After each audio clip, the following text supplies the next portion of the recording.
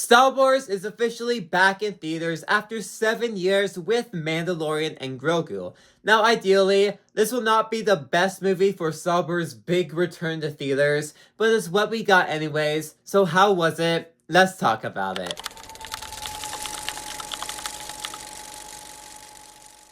And for starters, it is no secret that I am basically a week late to watching this movie. Part of that was because I am just so extremely busy that I was not able to watch one of my favorite franchise movies opening weekend. That to me is absurd, but if I was really truly over the moon excited for this movie, I would have made room for it and would have still watched it and found a way to watch it.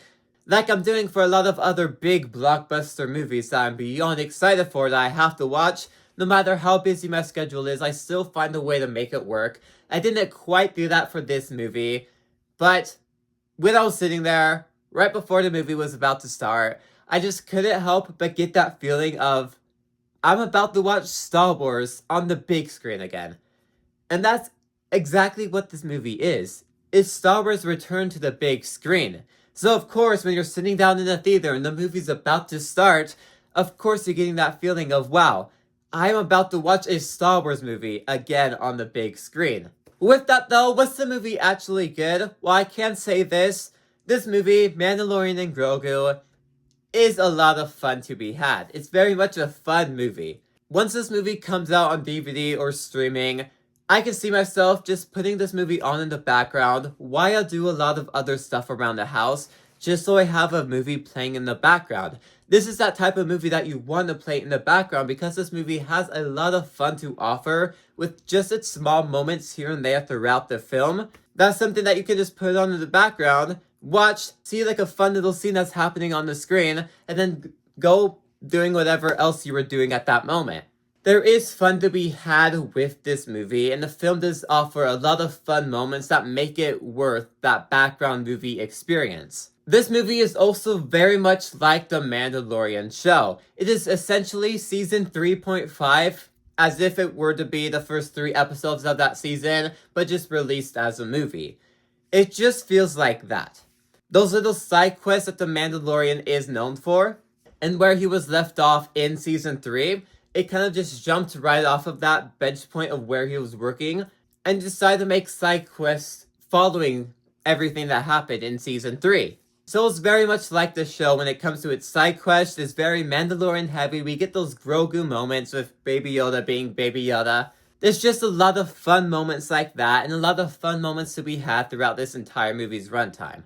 And there are also a ton of characters in this movie, such as a lot of the Hutt family tree. A lot of those characters are in this movie, and a lot of those characters are also in the Clone Wars show and never truly got a live-action adaptation. Some did, but one character specifically didn't. And it's just nice seeing all these characters from the Clone Wars show now inside a live-action movie form. And especially since this is the first Star Wars movie in theaters after a while, and Clone Wars is my favorite Star Wars project of all time, it's just nice seeing all these faces on the screen of, hey, I know that character from the Clone Wars. It's cool seeing these characters all of a sudden back in the Star Wars project and back on the big screen in live-action form. It's always fun seeing that. But with that said though, this movie is disappointing.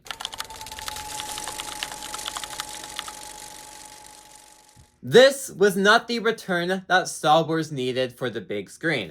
Last time Star Wars was in theaters, we got Solo, The Rise of Skywalker, and then of course The Last Jedi, which is very diversive, but that means either way, so I didn't mention it. But nonetheless, the last time Star Wars was in theaters was the time that the Star Wars brand was killed off by Disney. Was the time that the entire fan base got divided and killed the entire Star Wars franchise and no longer made it this big general audience thing, and now became this specific niche thing, and that's all thanks to the last few projects that had been in theaters. So returning the form from that, we have Mandalorian and Grogu, which again, is not a good movie. Will it divide the fan base? No. But it's also not the movie that is going to reunite all these fans back together and make Star Wars the big phenomenal event that it once was again in the past, because the movie is simple, straightforward, and is really nothing happening.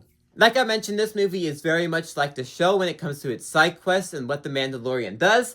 The problem is, that's all this movie is.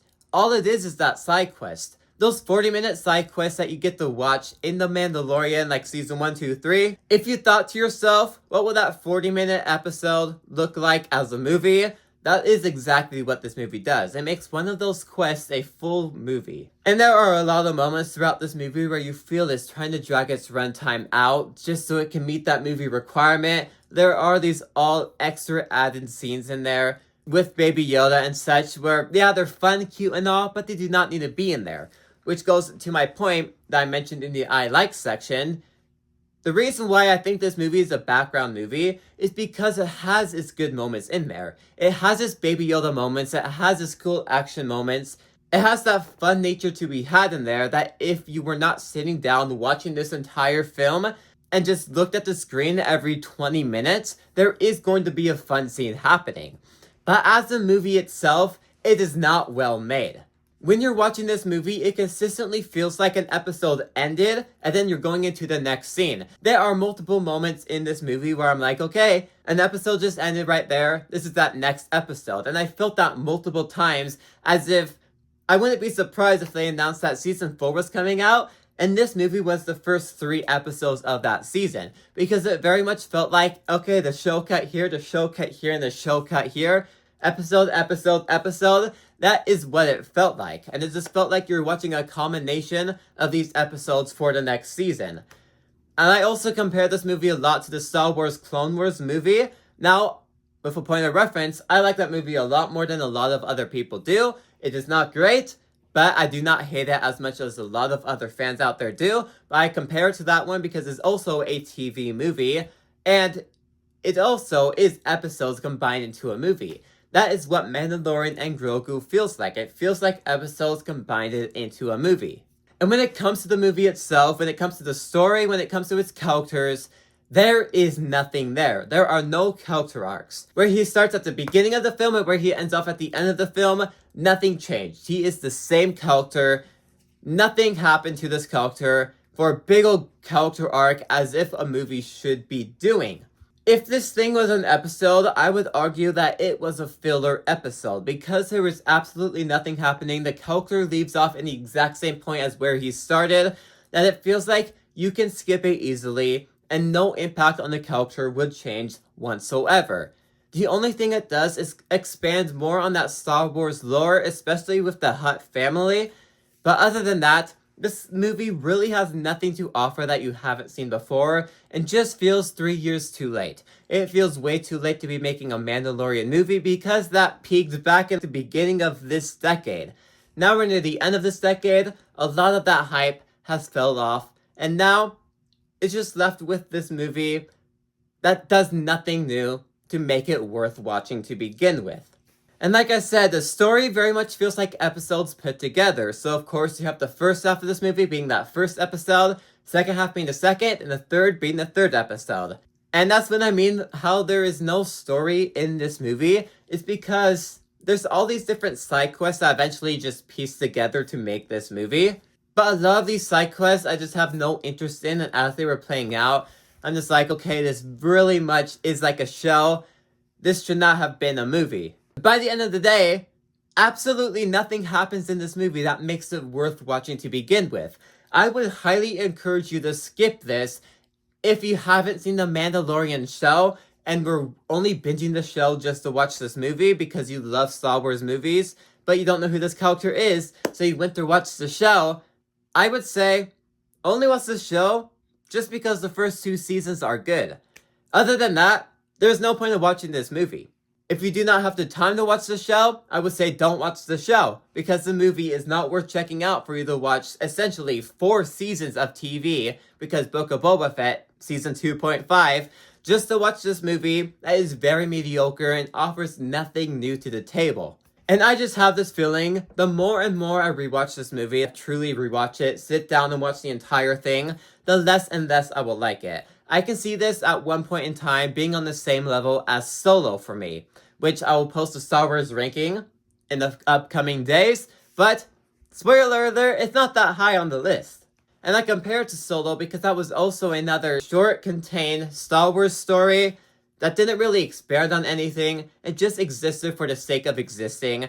Mandalorian and Grogu is kind of like that, but with a lot more fun aspects to it. That is also why I said this would be a movie I put on in the background, because it has its Baby Yoda moments, it has its action moments, it has its fun Star Wars lore moments, so every time there is a scene I like, I can look at the TV and see it playing in the background. But other than that, there are still so many other more movies out there that are good, that are still fun, that I would rather put on in the background. So with that said, Mandalorian and Grogu is not a good movie, and is not the return to form that we wanted for Star Wars. Now, with that said, it is still fun. It still has moments to offer that are good. The lore is fun, the action is fun, and if you just like a good old Mandalorian movie, this movie offers it in a way. But as a movie itself, it does not make for a good movie. It makes it for a good TV special, not a good movie. There are no character arcs. It just feels like a show into a movie. Everything about this thing is the worst possible way to make Star Wars return to the theaters. It's fun, but I feel like the more I rewatch it, the less and less I'm gonna like it. So right now, I'm giving it a 5 out of 10. But anyways, if you like this video, maybe these ones on the sounds you too, like, subscribe, see you guys next time. Goodbye.